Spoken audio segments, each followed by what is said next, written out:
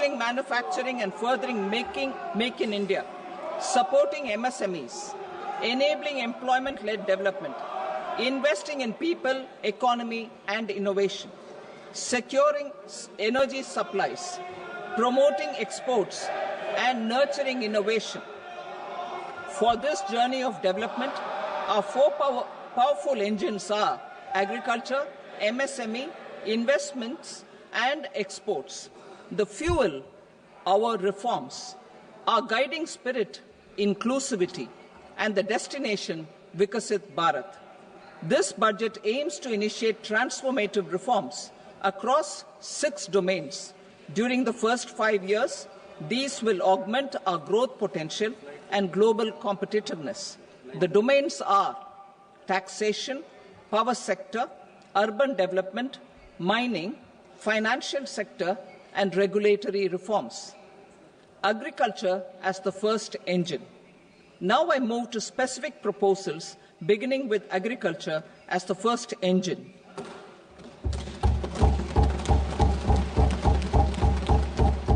Prime Minister Dhan Dhanya Krishi Yojana, developing agri-districts program. Motivated by the success of the aspirational district program, our government will undertake a Prime Minister Dhan Dhanya Krishi Yojana in partnership with states.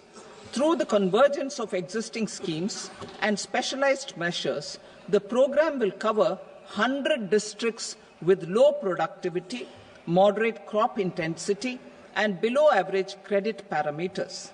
It aims to 1. Enhance agricultural productivity, 2.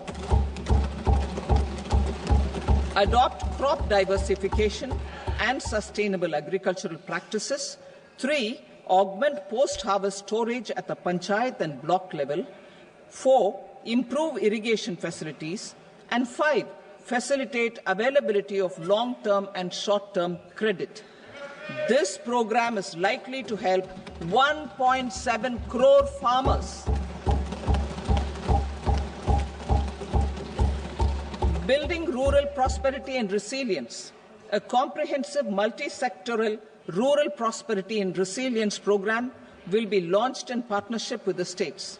This will address underemployment in agriculture through skilling, investment, technology, and invigorating the rural economy. The goal is to generate ample opportunities in rural areas so that migration is an option but not a necessity. The program will focus on rural women, young farmers, rural youth, marginal and small farmers, and landless families. The details are in Annexure A. Domestic best practices will be incorporated, and appropriate technical and financial assistance will be sought from multilateral development banks. In Phase 1, 100 developing agri-districts will be covered. Atmanirbharta in pulses. Our government is implementing the National Mission for Edible Oilseed for achieving Atmanirbharta in edible oils. Our farmers have the capability to grow enough for our needs and more. 10 years ago, we made concerted efforts and succeeded in achieving near self-sufficiency in pulses. Farmers responded to the need by increasing the cultivated area by 50%, and government arranged for procurement and remunerative prices. Since then, with rising incomes and better affordability, our consumption of pulses has increased significantly. Our government will now launch a 6-year mission for Atmanirbharta in pulses with a special focus on Tuar, Urad and Masoor. Details are in Annexure B.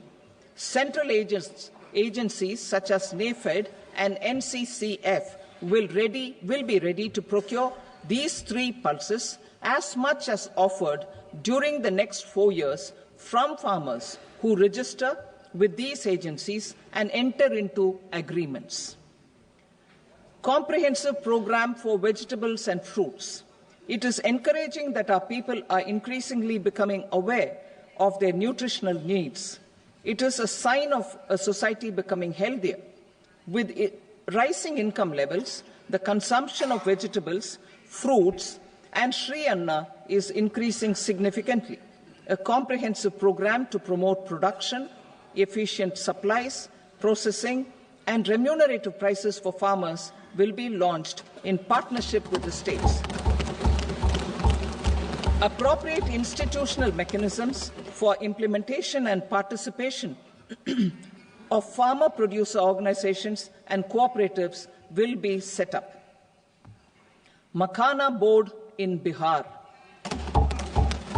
For this, there is a special opportunity for the people of Bihar. A Makhana Board will be established in the state to improve production, processing, value addition, and marketing of makhana. The people engaged in these activities will be organized into FPOs. The board will provide hand-holding and training support to makhana farmers and will also work to ensure they receive the benefits of all relevant government schemes. A national mission on high-yielding seeds will be launched, aimed at 1. Strengthening research ecosystem, 2. Targeted development and propagation of seeds with high yield, pest resistance, and climate resilience, and 3. Commercial availability of more than 100 seed varieties released since July 2024. India ranks second largest globally in fish production and aquaculture. Seafood exports are valued at 60,000 crore rupees. To unlock the untapped potential of the marine sector, our government will bring in an enabling framework for sustainable harnessing of fisheries from Indian exclusive economic zone and high seas, with a special focus on the Andaman and Nicobar and Lakshadweep Islands. For the benefit of lakhs of cotton growing farmers, I am pleased to announce a mission for cotton productivity. This 5-year mission will facilitate significant improvements in productivity and sustainability of cotton farming and promote extra long staple cotton varieties. The best of science and technology support will be provided to farmers. Aligned with our integrated 5F vision for the textile sector, this will help in increasing incomes of the farmers and ensure a steady supply of quality cotton for rejuvenating India's traditional textile sector. Kisan credit cards facilitate short-term loans for 7.7 crore farmers, fishermen, and dairy farmers. The loan limit under modified interest subvention scheme will be enhanced from 3 lakh rupees to 5 lakh rupees for loans taken through the KCC. For Atmanirbharta in urea production, our government had reopened 3 dormant urea plants in the eastern region. To further augment urea supply, a plant with annual capacity of 12.7 lakh metric tons will be set up at Namrup in Assam.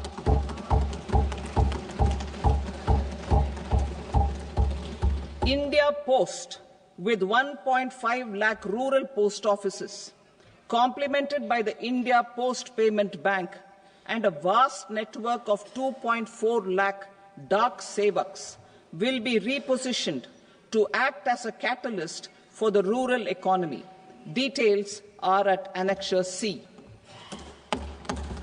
India Post will also be transformed as a large public logistics organization. This will meet the rising needs of Vishwakarmas, new entrepreneurs, women, self-help groups, MSMEs, and the large business organizations. Our government will provide support to NCDC for its lending operations for the cooperative sector. MSMEs as the second engine. Now I move to MSMEs as the second engine, which encompasses manufacturing and services with a focus on MSMEs numbering 5.7 crores.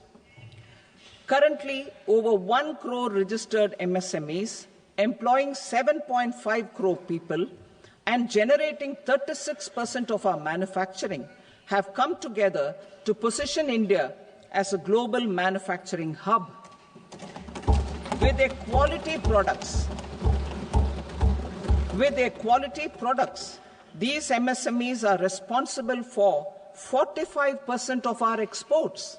To help them achieve higher efficiencies of scale, technological upgradation, and better access to capital, the investment and turnover limits for classification of all MSMEs will be enhanced to 2.5 and 2 times respectively. This will give them the confidence to grow and generate employment for our youth. The details are given in Annexure D. To improve access to credit, the credit guarantee cover will be enhanced. First, for micro and small enterprises from 5 crore to 10 crore rupees, leading to additional credit of 1.5 lakh crores in the next 5 years. Second, for startups from 10 crore rupees to 20 crore rupees, with the guarantee fee being moderated to 1% for loans in 27 focus sectors which are important for Atmanirbhar Bharat. And for well-run exporter MSMEs, for term loans up to 20 crore rupees. Also for the micro enterprises, we will introduce customized credit cards with a 5 lakh rupee limit for micro enterprises registered on Udyam portal. In the first year, 10 lakh such cards will be issued. Fund of funds for startups. The Alternate Investment Fund, AIFs, for startups have received commitments of more than 91,000 crores rupees. These are supported by the Fund of Funds set up with the Government of India's contribution of 10,000 crore rupees. Now, a new Fund of Funds with expanded scope and a fresh contribution of another 10,000 crore rupees will be set up. A new scheme will be launched for 5 lakh women, scheduled castes and scheduled tribes, first-time entrepreneurs. This will provide term loans up to 2 crore rupees during the next 5 years. The scheme will incorporate lessons from the successful Stand Up India scheme. Online capacity building for entrepreneurship and managerial skills will also be organized. Measures for labor-intensive sectors. To promote employment and entrepreneurship opportunities in labor-intensive sectors, our government will undertake specific policy and facilitation measures. To enhance the productivity, quality, and competitiveness of India's footwear and leather sector, a focused product scheme will be implemented. The scheme will support design capacity, component manufacturing, and machinery required for production of non-leather quality footwear, besides the support for leather footwear and products. The scheme is expected to facilitate employment for 22 lakh persons, generate over 4 lakh crore rupees, and exports of over 1.1 lakh crore rupees. Measures for the toys sector. Building on the National Action Plan for Toys, we will implement a scheme to make India a global hub for toys. The scheme will focus on development of clusters, skills, and a manufacturing ecosystem that will create high-quality, unique, innovative, and sustainable toys that will represent the Made in India brand. Support for food processing. In line with our commitment towards Purvodaya, We will establish a National Institute of Food Technology, Entrepreneurship and Management in Bihar. The institute will provide a strong fillip to food processing activities in the entire eastern region. This will result in 1. Enhanced income for the farmers through value addition to their produce, and 2. Skilling entrepreneurship and employment opportunities for the youth. Manufacturing mission, furthering Make in India. Our government will set up a national manufacturing mission covering small, medium and large industries for furthering Make in India by providing policy support, execution roadmaps, governance and monitoring framework for central ministries and states. Details are in Annexure E. Given our commitment to climate-friendly development, the mission will also support clean tech manufacturing. This will aim to improve domestic value addition and build our ecosystem for solar PV cells, EV batteries, motors and controllers, electrolyzers, wind turbines, very high voltage transmission equipment and grid-scale batteries. Investment as the third engine. Now I move to investment as the third engine, which encompasses investing in people, investing in the economy, and investing in innovation. Investing in people. Saksham Anganwadi and Poshan 2.0. Saksham Anganwadi and Poshan 2.0 program provides nutritional support to more than 8 crore children, 1 crore pregnant women and lactating mothers all over the country, and about 20 lakh adolescent girls in aspirational districts and the Northeast region. The cost norms for these nutritional support will be enhanced appropriately. Atal Tinkering Labs. 50,000 Atal Tinkering Labs will be set up in government schools in the next 5 years to cultivate the spirit of curiosity and innovation and foster a scientific temper among young minds. Broadband connectivity to government secondary schools and PHCs. Broadband connectivity will be provided to all government secondary schools and primary health centers in rural areas under the BharatNet project. Bharatiya Bhasha Pustak Scheme.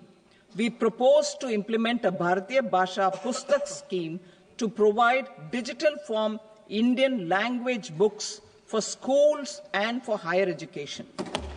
This aims to help students understand their subjects better and in their language. National Centers of Excellence for Skilling. Building on the initiative announced in the July 24 budget, 5 national centers of excellence for skilling will be set up with global expertise and partnerships to equip our youth with the skills required for Make for India, Make for the World manufacturing. The partnership will cover curriculum design, training of trainers, and a skills certification framework and periodic reviews. Expansion of capacity in IITs. Total number of students in 23 IITs has increased 100% from 65,000 to 1.35 lakh in the past 10 years.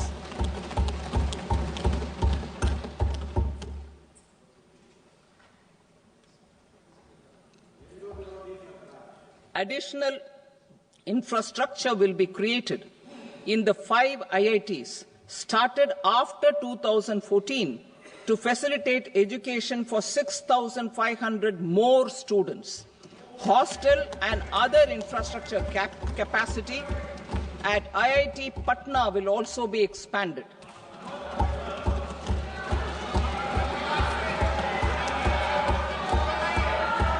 Center of Excellence.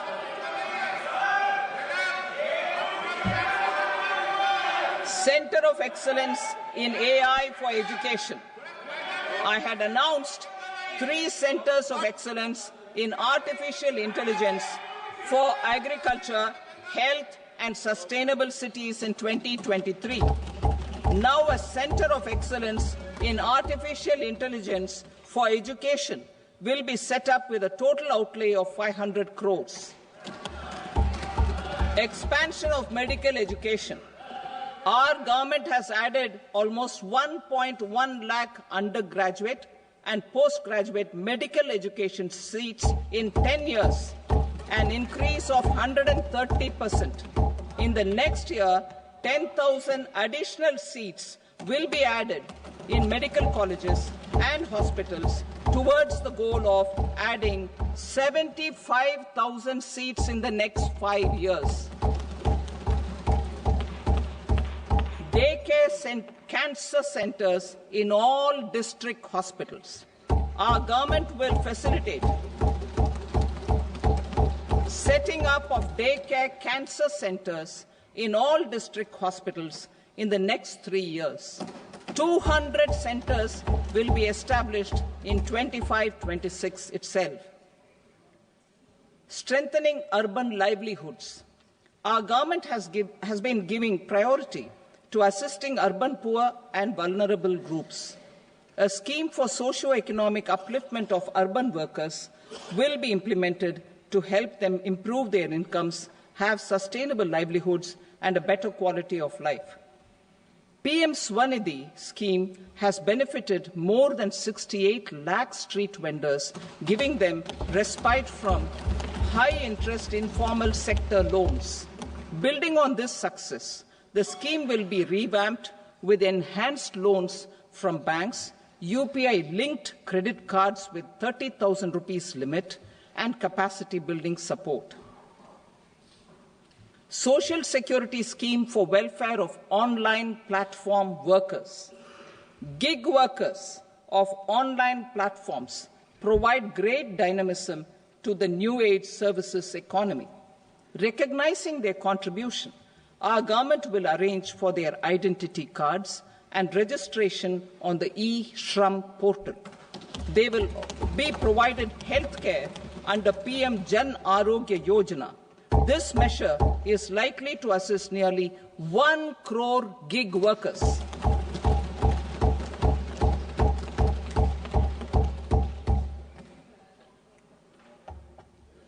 Investing in the economy. Public-private partnership in infrastructure. Each infrastructure-related ministry will come up with a 3-year pipeline of projects that can be implemented in PPP mode. States will also be encouraged to do so and can seek support from the India Infrastructure Project Development Fund, which is a scheme to prepare PPP proposals. Support to states for infrastructure. An outlay of 1.5 lakh crore is proposed for the 50-year interest-free loans to states for capital expenditure and incentives for reforms. Building on the success of the first asset monetization plan announced in 2021, the second plan for 2025 to 30 will be launched to plough back capital of 10 lakh crore in new projects. Regulatory and fiscal measures will be fine-tuned to support the plan. Jal Jeevan Mission. Since 2019, 15 crore households representing 80% of India's rural population have been provided access to portable tap water connections. To achieve 100% coverage, I am pleased to announce the extension of this mission until 2028 with an enhanced total outlay. The mission's focus will be on the quality of infrastructure and O&M of rural piped water supply schemes through Jan Bhagidari.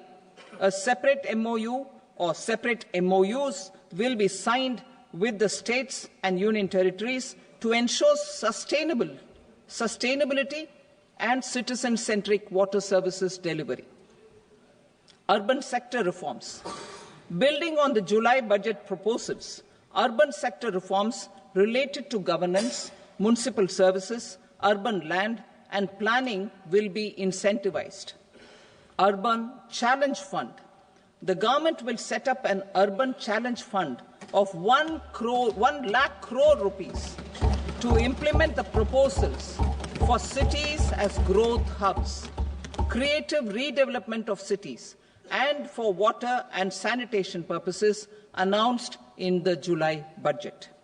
This fund will finance up to 25% of the cost of bankable projects, with a stipulation that at least 50% of the cost is funded from bonds, bank loans, and PPPs. An allocation of 10,000 crore is proposed in 2025-26. Power sector reforms. We will incentivize electricity distribution reforms and augmentation of intra-state transmission capacity by states. This will improve financial health and capacity of electricity companies. Additional borrowing of 0.5% of GSDP will be allowed to states contingent on these reforms. Nuclear energy mission for Vikasit Bharat. Development of at least 100 gigawatt of nuclear energy by 2047 is essential for our energy transition efforts. For an active partnership with the private sector towards this goal, amendments to the Atomic Energy Act and the Civil Liability for Nuclear Damage Act will be taken up. A nuclear energy mission for research and development of small modular reactors with an outlay of 20,000 crore will be set up. At least 5 indigenously developed small modular reactors will be operationalized by 2033. Shipbuilding. The shipbuilding financial assistance policy will be revamped to address cost disadvantages. This will also include credit notes for shipbreaking in Indian yards to promote the circular economy. Large ships above a specified size will be included in the infrastructure harmonized master list.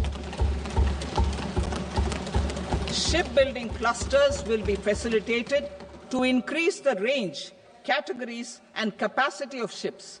This will include additional infrastructure, facilities, skilling and technology to develop the entire ecosystem. Maritime Development Fund. For long-term financing for the maritime industry, a Maritime Development Fund with a corpus of 25,000 crore rupees will be set up. This will be for distributed support and promoting competition. This will have up to 49% contribution by the government, and the balance will be mobilized from ports and from private sector. Udaan regional connectivity schemes. Udaan has enabled 1.5 crore middle-class people to meet their aspirations for speedier travel. The scheme has connected 88 airports, and operationalized 619 routes. Inspired by that success, a modified Udaan scheme will be launched to enhance regional connectivity to 120 new destinations and carry 4 crore passengers in the next 10 years. 4 crore additional passengers in the next 10 years. The scheme will also support helipads and smaller airports in hilly, aspirational and northeast regional districts. Greenfield airports will be facilitated in Bihar to meet the future needs of the state. These will be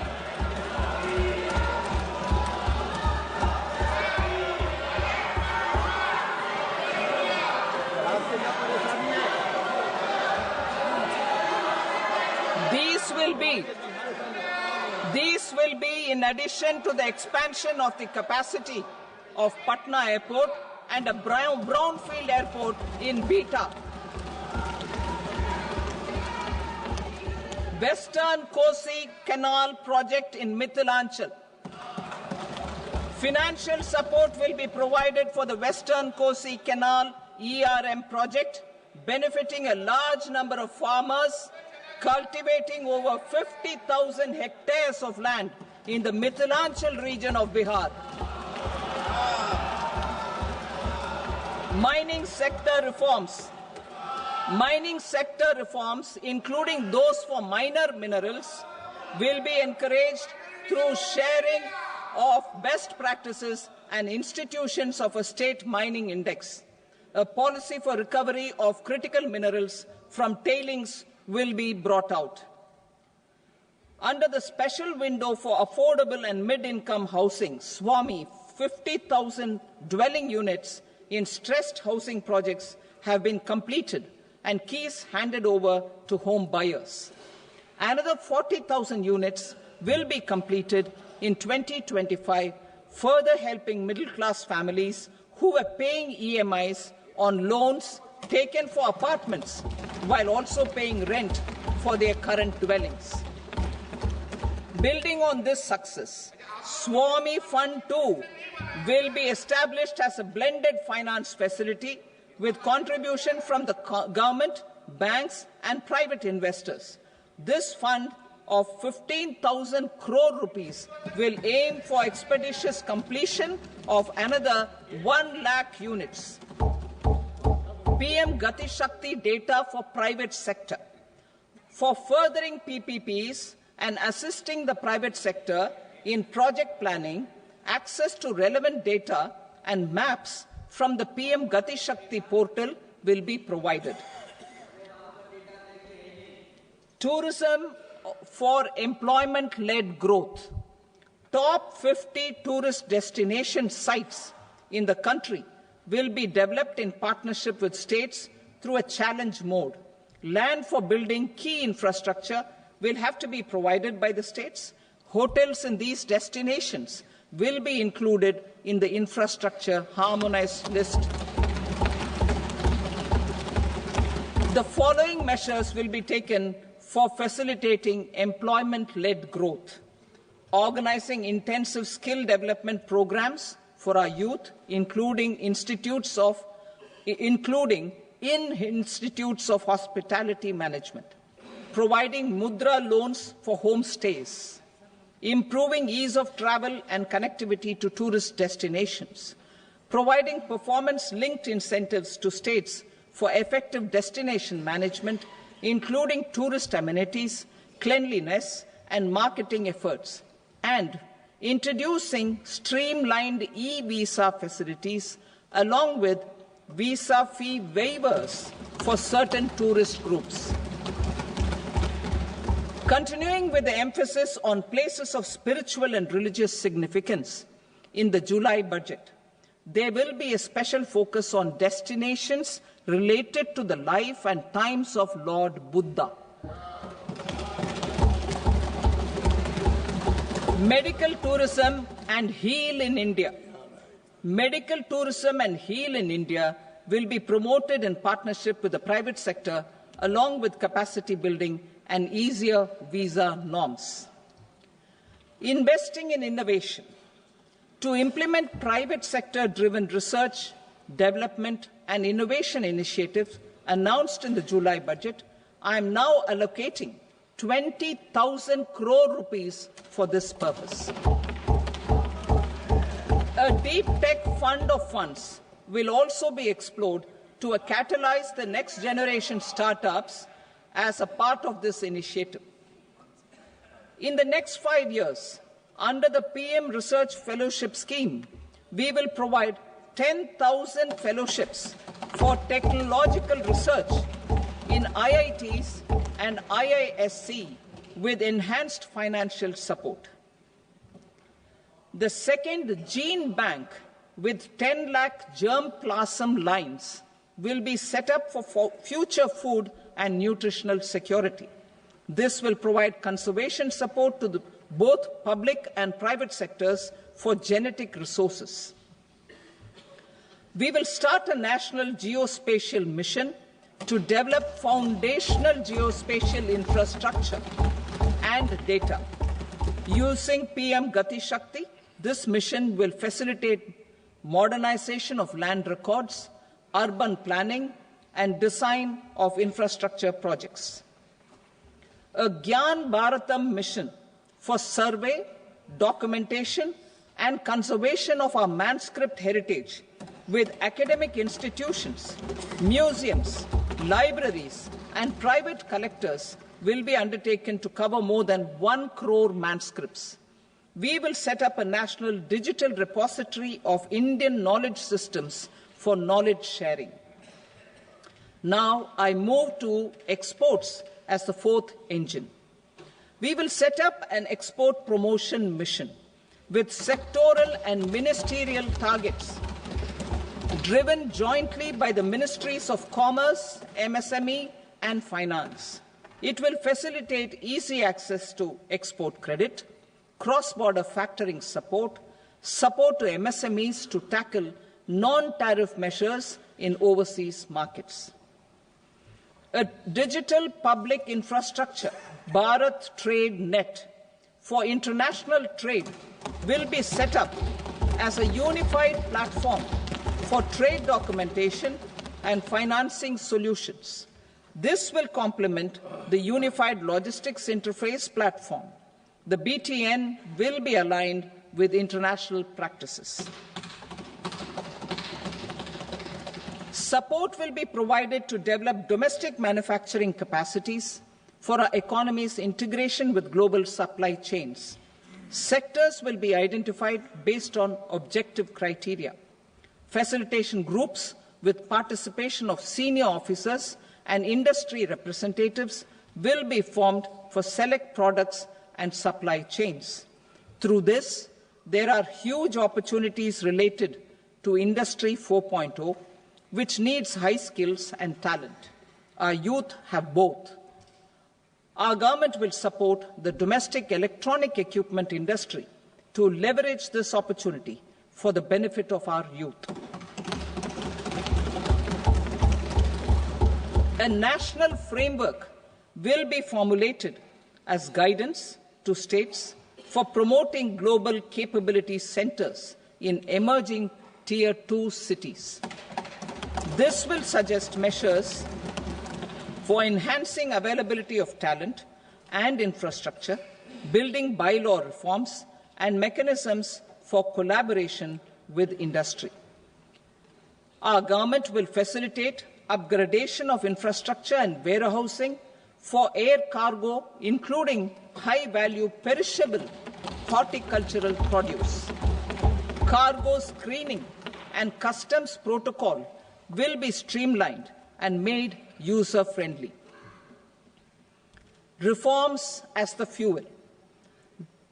Over the past 10 years, our government has implemented several reforms for convenience of taxpayers, such as faceless assessment, 2, taxpayer charter, 3, faster returns, 4, almost 99% returns being on self-assessment, and 5, Vivad Se Vishwas scheme.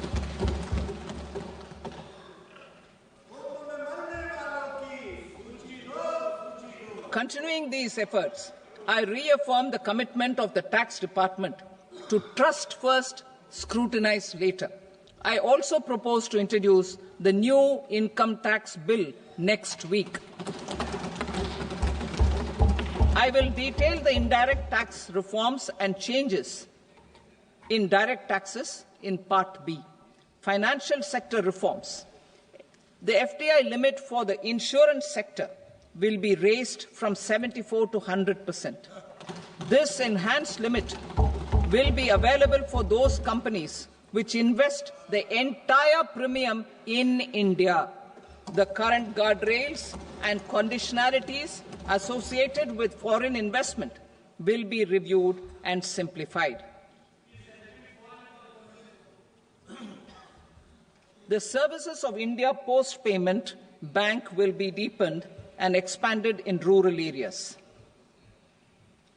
NABFID will set up a partial credit enhancement facility for corporate bonds for infrastructure.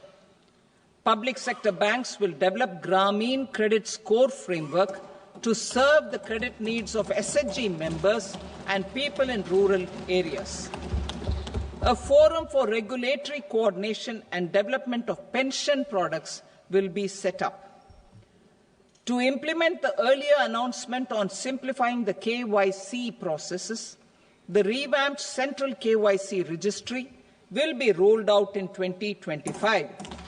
We will also implement a streamlined system for periodic updating. Requirements and procedures for speedy approval of company mergers will be rationalized. The scope for fast-track mergers will also be widened and the process made simpler. As proposed in the interim budget, we signed bilateral investment treaties with 2 countries in 2024 to encourage sustained foreign investment, and in the spirit of First Develop India, the current model BIT will be revamped and made more investor-friendly. In the last 10 years, in several aspects, including financial and non-financial, our government has demonstrated a steadfast commitment to ease of doing business. We are determined to ensure that our regulations must keep up with technological innovations and global policy developments. A light-touch regulatory framework based on principles and trust will unleash productivity and employment.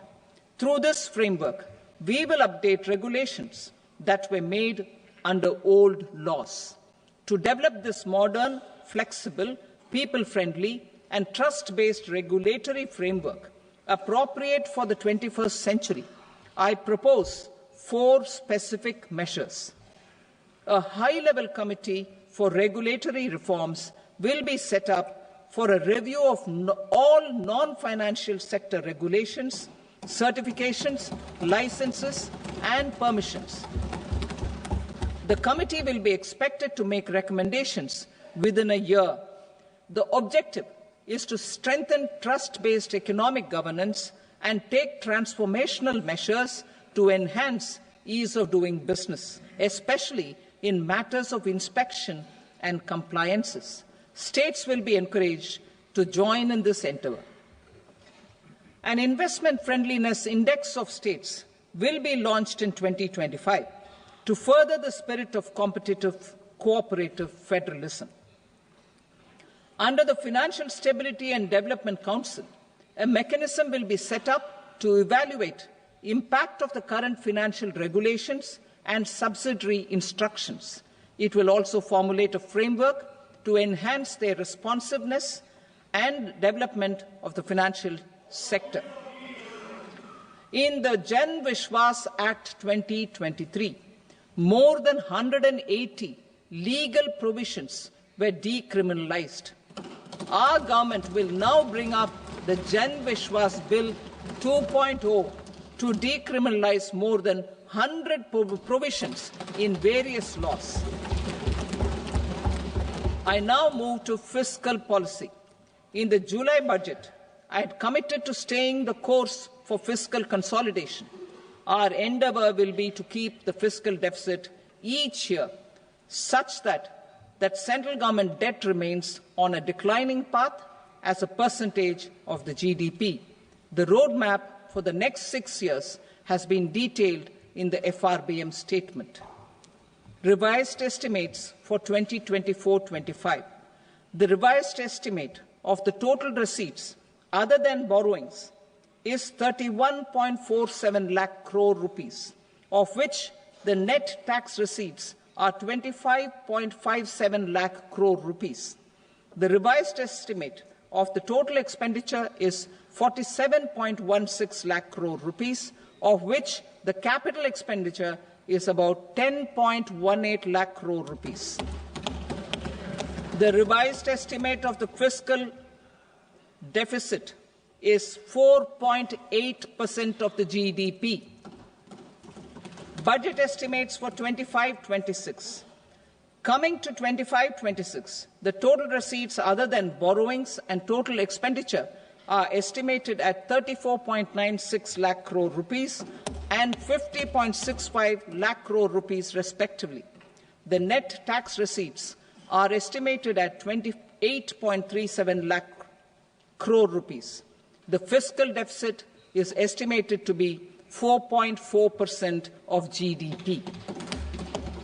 To finance the fiscal deficit, the net market borrowings from dated securities are estimated at 11.54 lakh crore. The balance financing is expected to come from small savings and other sources. The gross market borrowings are estimated at 14.82 lakh crore rupees. I will now move to Part B. Indirect taxes. My proposals relating to customs aim to rationalize tariff structure and address duty inversion. These will also support domestic manufacturing and value addition, promote exports, facilitate trade, and provide relief to common people. Rationalization of customs tariff structure for industrial goods. As a part of comprehensive review of customs rate structure announced in July 2024 budget, I propose to 1. Remove 7 tariff rates. This is over and above the 7 tariff rates removed in 23-24 budget. After this, there will be only 8 remaining tariff rates, including 0 rate. 2.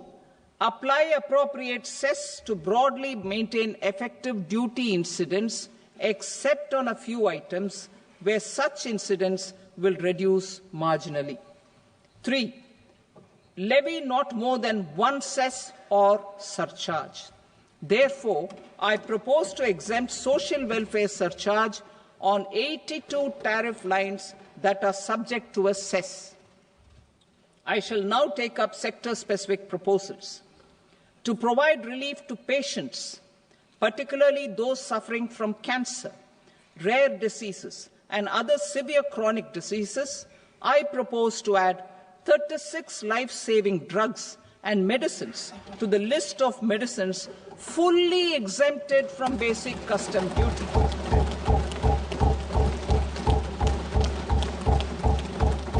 I also propose to add 6 life-saving medicines to the list attracting concessional custom duty of 5%.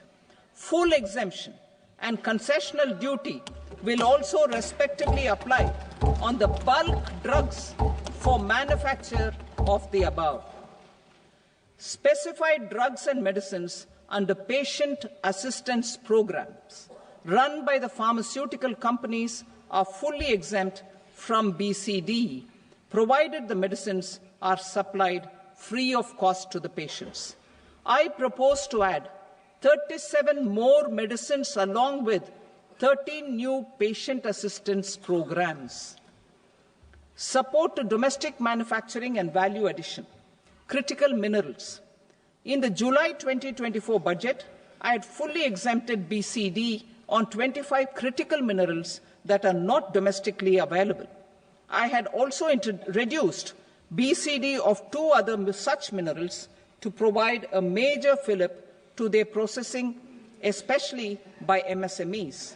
Now, I propose to fully exempt cobalt powder and waste, the scrap of lithium-ion battery, lead, zinc, and 12 more critical minerals. This will help secure the availability for manufacturing in India and promote more jobs for our youth. To promote domestic production of technical textile products such as agro-textiles, medical textiles, and geotextiles at competitive prices, I propose to add 2 more types of shuttle-less looms to the list of fully exempted textile machinery. I also propose to revise the BCD rate on knitted fabrics covered by 9 tariff lines from 10 or 20 to 20% or 115 rupees per kg whichever is higher. Electronic goods. In line with our Make in India policy and to rectify inverted duty structure, I propose to increase the BCD on interactive flat panel display from 10% to 20% and reduce the BCD to 5% on open cell and other components. In 23-24 budget, for the manufacture of open cells of LCD, LED TVs, I had reduced the BCD on parts of open cells from 5% to 2.5%. To further boost the manufacture of such open cells, the BCD on these parts will now stand exempted. Lithium-ion battery. To the list of exempted capital goods, I propose to add 35 additional capital goods for EV battery manufacturing and 28 additional capital goods for mobile phone battery manufacturing. This will boost domestic manufacture of lithium-ion batteries, both for mobile phones and for electric vehicles. Shipping sector. Considering that shipbuilding has a long gestation period, I propose to continue the exemption of BCD on raw materials, components, consumables, or parts for the manufacture of ships for another 10 years.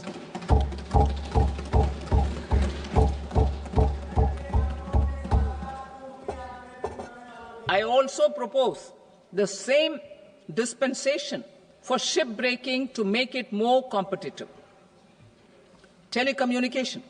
To prevent classification disputes, I propose to reduce the BCD from 20% to 10% on carrier-grade Ethernet switches to make it at par with non-carrier-grade Ethernet switches. Export promotion. To facilitate exports of handicrafts, I propose to extend the time period for export from 6 months to 1 year, further extendable by another 3 months if required. I also propose to add 9 items to the list of duty-free inputs. Leather sector. I propose to fully exempt BCD on wet blue leather to facilitate imports for domestic value addition and employment. I also propose to exempt crust leather from 20% export duty to facilitate exports by small tanners. Marine products. To enhance India's competitiveness in the global seafood market, I propose to reduce BCD from 30% to 5% on frozen fish paste, surimi, for manufacture and export of its analog products. I also propose to reduce BCD from 15% to 5% on fish hydrolysates for manufacture of fish and shrimp feed. In July 2024 budget, to promote development of domestic MROs for aircraft and ships, I had extended the time limit for export of foreign origin goods that were imported for repairs from 6 months to 1 year and further extendable by 1 year. I now propose to extend the same dispensation for railway goods. Time limit for provisional assessment.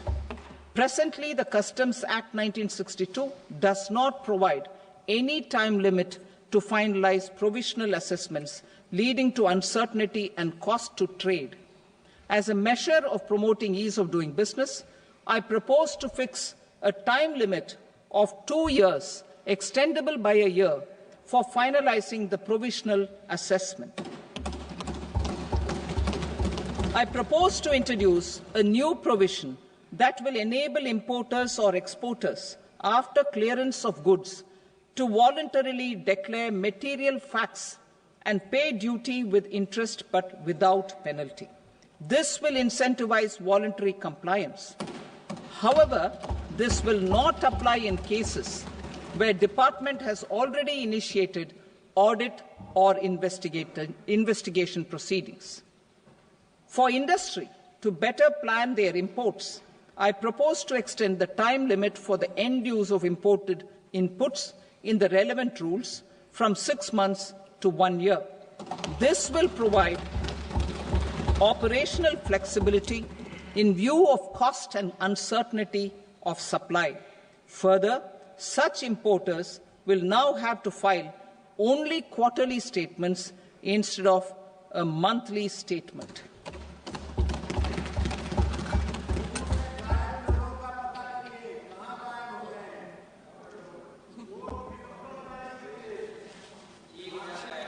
I now come to my direct tax proposals.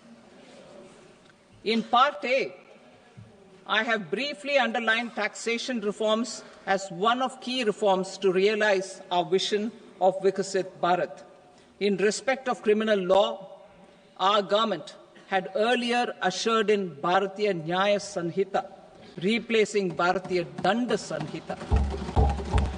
I am happy to inform this august House and the country that for new income tax bill will carry forward the same spirit of Nyaya in its drafting as well. The new bill will be clear and direct in text, with close to half of the present law in terms of both chapters and words. It will be simple to understand for taxpayers and tax administrators, leading to tax certainty and reduced litigation. Reforms, however, are not a destination. They are means to achieve good governance for our people and economy. Providing good governance primarily involves being responsive. The Tirukural captures this in verse 542, which reads, "Vaanokki vaazhum ulagallam, mannavan kol nokki vaazhum kudi," meaning, just as the living beings live expecting rains, citizens live expecting good governance. Our government is committed to keeping an ear to the ground and a finger on the pulse and responding while balancing our national building efforts.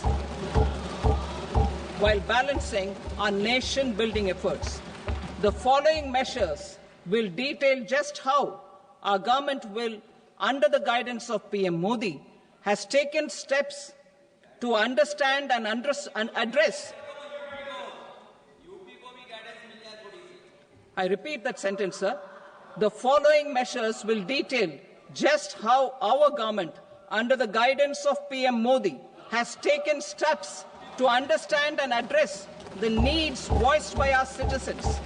My tax proposals are guided by this spirit. The objectives of my proposals are as follows.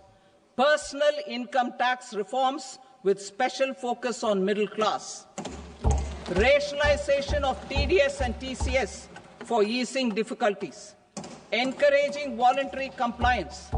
Reducing compliance burden. Ease of doing business. Employment and investment. I will come to my proposal on personal income tax towards the end. TDS and TCS, rationalization for easing difficulties. I propose to rationalize tax deduction at source, TDS, by reducing the number of rates and thresholds above which TDS is deducted. Further, threshold amounts for tax deduction will be increased for better clarity and uniformity.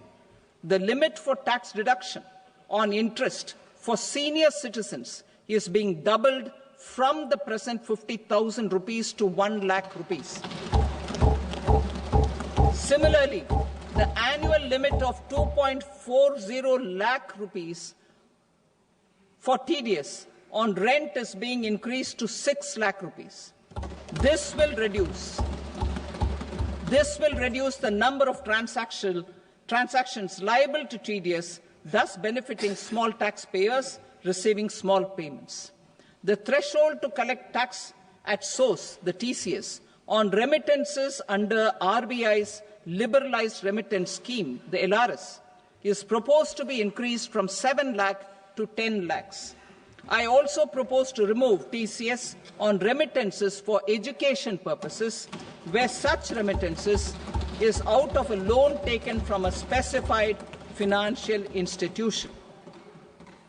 Both TDS and TCS are being applied on any transaction related to sale of goods. To prevent such compliance difficulties, I propose to omit the TCS.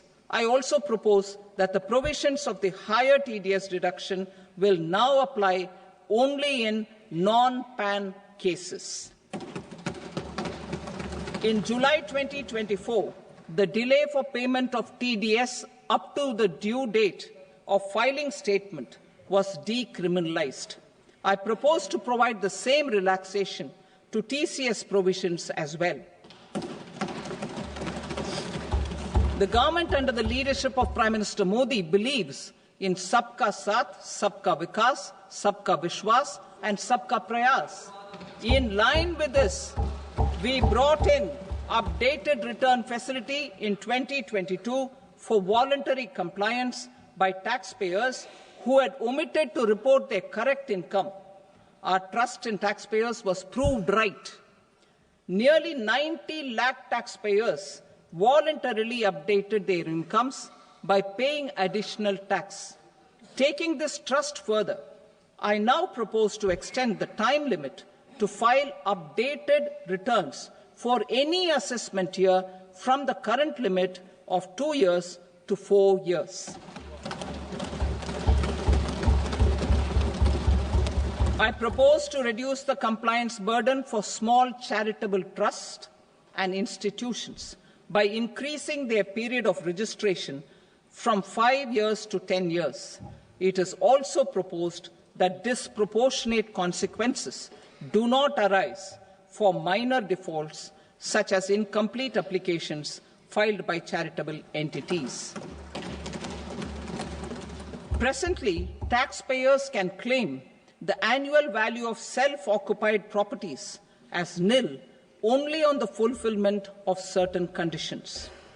Considering the difficulties faced by taxpayers, it is proposed to allow the benefit of 2 such self-occupied properties without any condition.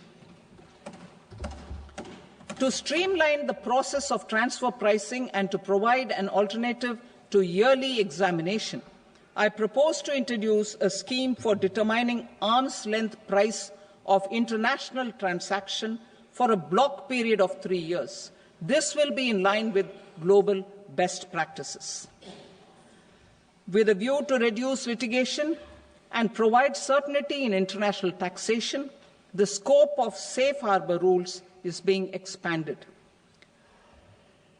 A number of senior and very senior citizens have very old national savings schemes accounts. As interest is no longer payable on such accounts, I propose to exempt withdrawals made from NSS by individuals on or after 29th August 2024. I am also proposing to allow similar treatment to NPS Vatsalya accounts as is available to normal NPS accounts subject to overall limits. In my speech in July 2024, I had promised that all processes, including giving effect to appellate orders, shall be digitalized and made paperless over the next 2 years. So I'm happy to announce that digitalization is being made operational now. In July 2024, we brought in the Vivad Se Vishwas scheme to resolve income tax disputes pending in appeal. The scheme has received a great response, with nearly 33,000 taxpayers having availed of the scheme to settle their disputes. I have a few proposals to promote investment and employment. It is proposed to provide a presumptive taxation regime for non-residents who provide services to a resident company that is establishing or operating an electronics manufacturing facility. I further propose to introduce a safe harbour for tax certainty for non-residents who store components for supply to specified electronics manufacturing units. Presently, the tonnage tax scheme is available only to sea-going ships.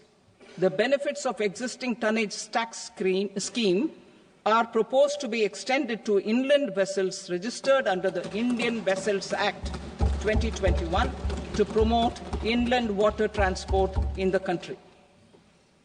extension for incorporation of startups.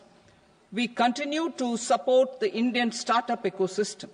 I propose to extend the period of incorporation by 5 years to allow the benefit available to startups which are incorporated before 1/4/2030. In order to attract and promote additional activities in the IFSC, I am inter alia proposing specific benefits to ship leasing units, insurance offices, and treasury centres of global companies which are set up in IFSC. Further, to claim benefits, the cut-off date for commencement in IFSC has also been extended by 5 years to 31/3/2030. Category 1 and Category 2 AIFs are undertaking investments in infrastructure and other such sectors. I propose to provide certainty of taxation to these entities on the gains from securities, to promote funding from sovereign wealth funds and pension funds to the infrastructure sector. I propose to extend the date of making an investment by 5 more years up to 31st March 2030.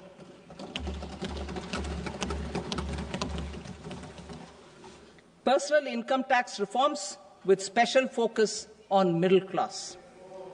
Democracy, demography, and demand are the key support pillars in our journey towards Vikasit Bharat. The middle class provides strength for India's growth. This government, under the leadership of Prime Minister Modi, has always believed in the admirable energy and ability of the middle class in nation building. In recognition of their contribution,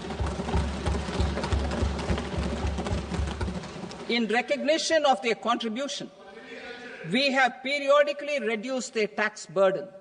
Right after 2014, the nil tax slab was raised to 2.5 lakhs of rupees, which was further raised to 5 lakh rupees in 2019 and to 7 lakh rupees in 2023. This is reflective of our government's trust on the middle-class taxpayers. I am now happy to announce that there will be no income tax payable up to income of 12 lakh rupees.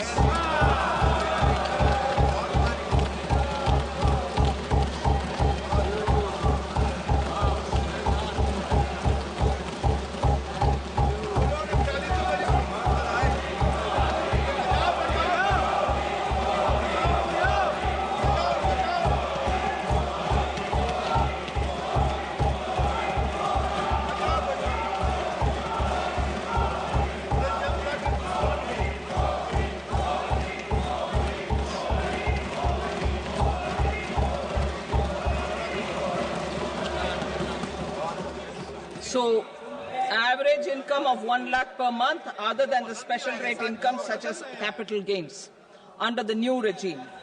This limit will be 12.75 lakh for salaried taxpayers due to the standard deduction of 75,000. Slabs and rates are being changed across the board to benefit all taxpayers. The new structure will substantially reduce the taxes of the middle class and leave more money in their hands, boosting household consumption, savings and investment. In the new tax regime, I propose to revise tax rate structures as follows: 0 to 4 lakh rupees nil, 4.8 lakh rupees to 4 to 8 lakh rupees 5%, 8 to 12 lakh rupees 10%, 12 to 16 lakh rupees 15%, 16 to 20 lakh rupees 20%, 20 to 24 lakh rupees 25%, and above 24 lakh rupees 30%. To taxpayers up to 12 lakh of normal income, other than special rate income such as capital gains. I read that again.